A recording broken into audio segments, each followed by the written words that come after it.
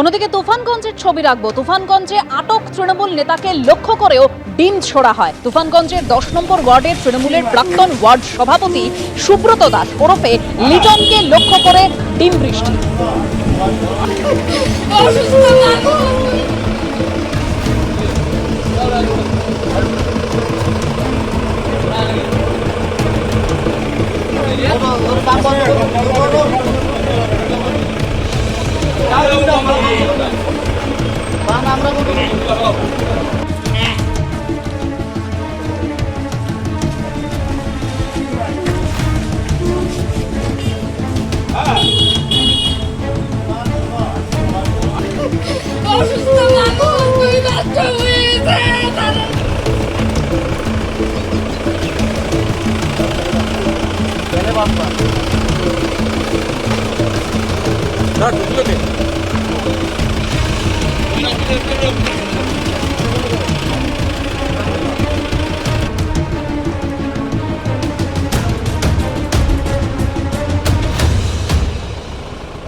গতকালের পর আজও কলকাতা সহ দক্ষিণবঙ্গে বজ্রবিদ্যুৎ সহ বৃষ্টির সম্ভাবনা রয়েছে।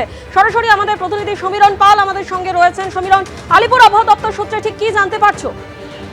স্বর্ণালী, আলিপুর আবহাওয়া দপ্তর সূত্রে যেটা জানা যাচ্ছে যে তাপমাত্রার খুব একটা হেরফের হবে না, কিন্তু আজও আকাশ যেমন মেঘলা রয়েছে, মাঝারি থেকে হালকা বৃষ্টিপাতের সম্ভাবনা রয়েছে কলকাতা সহ দক্ষিণবঙ্গের বিভিন্ন জেলাতে। তার পাশাপাশি উত্তরবঙ্গের আলিপুরদুয়ার, জলপাইগুড়ি এবং কোচবিহার সেখানে ভারী বর্ষণের পূর্বাভাস রয়েছে। এবং শুধু তাই নয়, বিভিন্ন জায়গা থেকে যে প্রাকৃতিক দুর্যোগের খবর পাওয়া যাচ্ছে, পাহাড়ি এলাকায় ধস নামার জন্য সতর্কতা জারি করা হয়েছে আবহাওয়া দপ্তরের পক্ষ থেকে, যেটা স্পষ্ট করে বলা হচ্ছে রবিবার সকাল থেকেই আবহাওয়ার পরিবর্তন হবে। যেটা দক্ষিণবঙ্গে যেটা হালকা থেকে মাঝারি বৃষ্টিপাতের পূর্বাভাস রয়েছে, সেই বৃষ্টিপাতের পরিমাণ বাড়বে এবং তাপমাত্রা আরও কমবে। তার পাশাপাশি আরও আবহাওয়া দপ্তর তরফ থেকে সতর্ক করা হচ্ছে যে রবিবার সকাল থেকে যে বৃষ্টিপাতের পরিমাণ বাড়বে, তার পাশাপাশি বজ্রবিদ্যুতের সম্ভাবনাও বাড়বে এবং সেই কারণে সকলকে সতর্ক করা হয়েছে আবহাওয়া দপ্তরের তরফ থেকে। এবং পাহাড়ি এলাকায় অর্থাৎ উত্তরবঙ্গে যেমনটা আবহাওয়া দপ্তর সূত্রে জানা যাচ্ছে যে রবিবার থেকে দক্ষিণবঙ্গে বাড়বে বৃষ্টি, ঠিক কি বলছে আবহাওয়া দপ্তর শুনুন। 26 থেকে 28 তারিখের মধ্যে দক্ষিণবঙ্গের জেলাগুলিতে প্রধানত বিক্ষিপ্তভাবে হালকা থেকে মাঝারি ধরনের বৃষ্টিপাতের সম্ভাবনা, দু এক জায়গায় বজ্রবিদ্যুতের সম্ভাবনা থাকছে।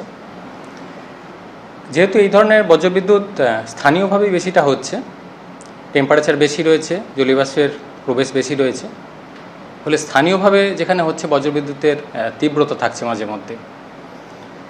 সম্ভাবনা আরও বাড়বে 29 তারিখ থেকে পরবর্তী কয়েকদিন।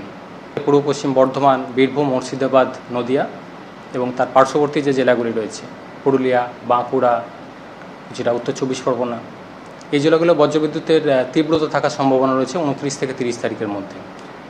কলকাতা পার্শ্ববর্তী অঞ্চলের জন্য আগামী 2-3 দিন প্রধানত মেঘলা আকাশ, হালকা থেকে মাঝারি ধরনের বৃষ্টিপাত বিক্ষিপ্তভাবে থাকার সম্ভাবনা রয়েছে। বৃষ্টিপাতের সম্ভাবনা কলকাতার জন্য বাড়বে 29 তারিখ থেকে। এবিপি আনন্দ, এগিয়ে থাকে, এগিয়ে রাখে।